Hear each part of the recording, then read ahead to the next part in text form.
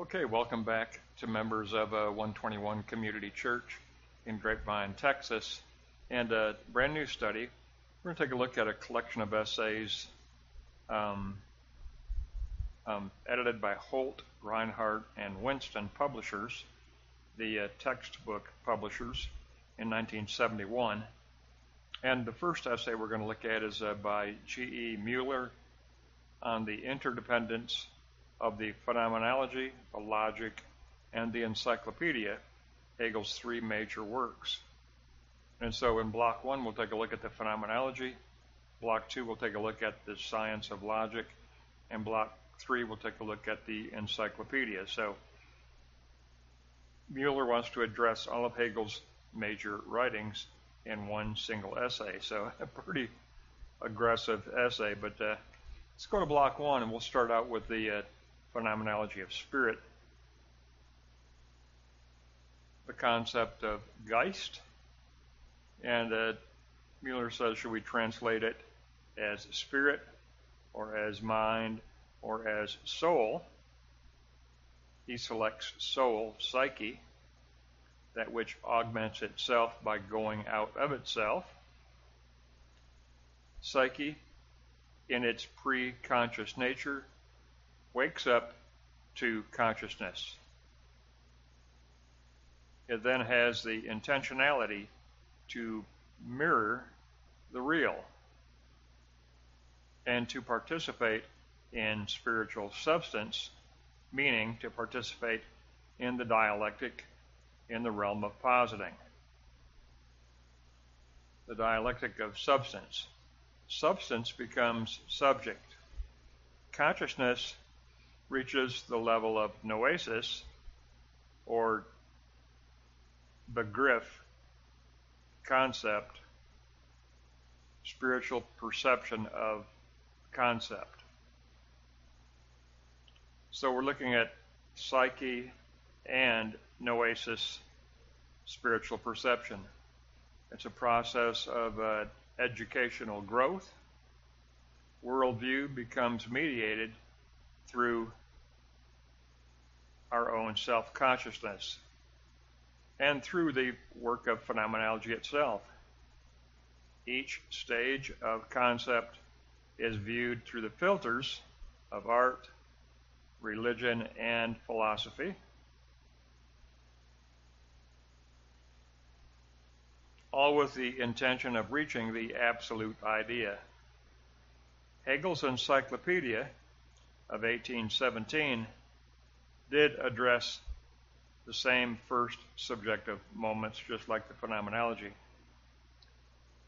Then we look at the second movement of being for another in order to achieve unity in the realm of positing. Spiritual perception transitions to spiritual understanding. The I of the self transitions to the we of the self. Concept is taken up within the context of genuine holistic interrelatedness. The self reaches the comprehensive standpoint of philosophy, where the eidos ideas are then integrated into an interrelated organic whole. In other words, a worldview. And it's the task of Stoicism to overcome skepticism with the notion of the eternal logos. All of this takes place within the movement of the eternal logos. The realm of positing is a realm where we participate in the movement of the eternal logos, the cosmological world reason. That is the logos. So that's just a little summary look at the phenomenology of spirit. And in block two now, we're going to take a look at a summary look at the science of logic that came next. And they are in chronological order here. So let's go to block two. Logic as an ontology, a formal logic. It unfolds the categories of being. The absolute is in dialogue with nature in order to create our worldview. Absolute spirit is in dialogue with nature to create our spiritual worldview. Then we look at practical logic. We've looked at formal logic. Then we look at practical logic of immediate experience. Class and relation evolve. But this contemplation does demand a higher logic. We must give way to the metaphysical. That's the third level, dialectical logic of the philosophical, which is that logic that seeks to define the absolute through a process of sublation, which is negating the determinate and affirming the universal, negating determinate surface reality and affirming the hidden spiritual universality in order to reach the level of concept. And Hegel says that is a Christian religious imperative. If you call yourself a Christian, you should be involved in this work of the process of sublation. You should be participating in the process of sublation. We take up what Hegel calls the philosophical standpoint, the Christian philosophical standpoint. It's not just philosophy, it's the Christian philosophical standpoint. And that Christian philosophical standpoint has three phases. It's a triad. Being, where we have the sovereign self-determination of being in itself. Then essence and measure, being for another as the struggle between being and our culture, being and externality. And then the third stage is idea, the return of being back into the self, where it has become concrete through our expressions of art, our expressions of religion, and our standpoint of philosophy. That's the highest form of spirit for Hegel, the standpoint of systematic Christian philosophy. When Hegel uses philosophy, you've got to remember he prioritizes Christ. His key idea is what? We've discussed it in previous lessons. It is the speculative Good Friday as negation of the negative. All negativity taken up in the cross of Christ, including being abandoned by God, including God-forsakenness. All negativity in the cross has been negated and overcome by the resurrection, even God-forsakenness. All those in Christ shall never be God-forsaken, because Christ suffered God-forsakenness, symbolized by 3 hours of darkness from 12 to 3 p.m. That was a symbolic representation of spiritual God-forsakenness, which Christ suffered and which the resurrection negated and overcame. So for Hegel, his absolute idea is the speculative Good Friday as a revelation of negation of the negative, as a revelatory promise of negation of all negative. The resurrection negates all of the negative in the cross, including the negative of Christ suffering spiritual God-forsakenness. So all of that becomes that idea, the return of being back into the self, where we discover the promise, the eternal promise in the speculative Good Friday. Within our religion, Christian religion, and within our Christian philosophy. Hegel is a Christian philosopher. And that doesn't make him any easier to understand. I mean, I admit Hegel is very difficult to understand, but he is accessible. But the problem people run into is you can't just sit down and read Hegel. You have to go so very slow, slower than you've ever gone through any major academic work. With Hegel, you have to just take a paragraph at a time, work through it, read it slowly, contemplate it, dissect it, outline it. It's tedious, tedious, tedious. It's now to me it's rewarding. I like Hegel, but most people despise Hegel. I'll just admit it. When I was at Dallas Baptist University studying my degree in religious studies, we had to take mandatory 2 classes in philosophy. Well, actually it was 3 because one was split. We had to take Intro to Philosophy and the History of Philosophy, and History of Philosophy was split into 2 semesters. But everybody hated it, and they couldn't understand why I liked it. Why do you like it? They couldn't comprehend why I would actually like it. I actually became a good friend with Professor Braidfoot, who was the professor of philosophy at Dallas Baptist. But of all the students in my graduating class, only 2 of us volunteered to take additional philosophy classes over the internet.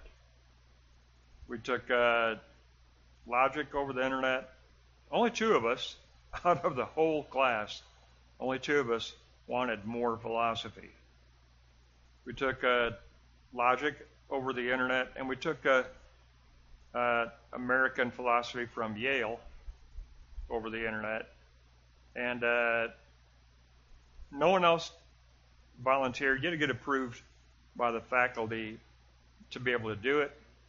But myself and one other student, that was it. Only 2 of us got approved for internet classes and additional work in philosophy, which we volunteered for. People go, other students thought we were crazy. You want more philosophy? That makes sense.